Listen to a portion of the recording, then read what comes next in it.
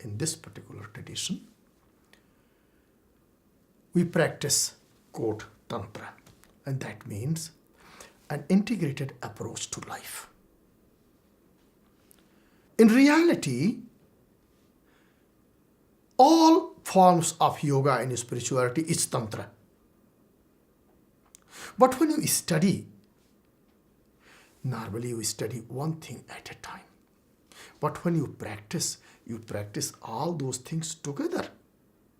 You practice asana, you come to a class that is more geared toward study of asana. Then you come to another class that is predominantly with breathing, or related to breathing. Another class is more predominantly focuses on meditation.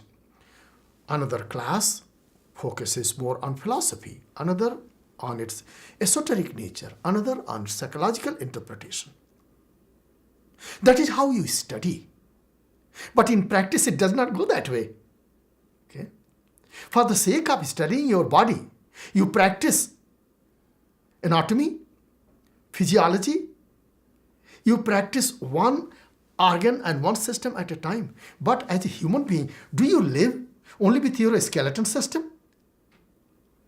As a human being, do you live only as a parasympathetic nervous system? No. As a human being, all these systems, all these limbs and organs are held together in very unique way. So when you feed your body, you are not feeding your liver, just kidney. You are not feeding just your knees or colon. No. Nourishment you provide goes to your all aspect of body. Similarly, when you practice, when you provide a so-called discipline to your body, mind, and consciousness, that discipline goes to everything. It's not like, well, all I need is asana because I need good body. No, sir. Your body is very much dependent on your mind and vice versa. So this is what our tradition recognizes. That as for the sake of study, you study all these different aspects of yoga, meditation, and spirituality, and alchemy and Ayurveda.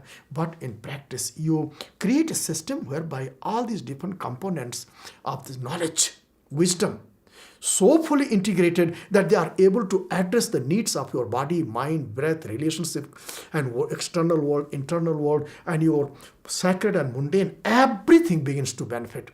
And that's what our tradition calls Tantra Yoga. A la carte services, style. Here is asana, here is pranayama, here is tantra, here is chakra, working with chakra, all that thing. That's fine. But you are not chakras alone. You are not body alone. You are not mind alone. You are not kidney alone. You are not head alone.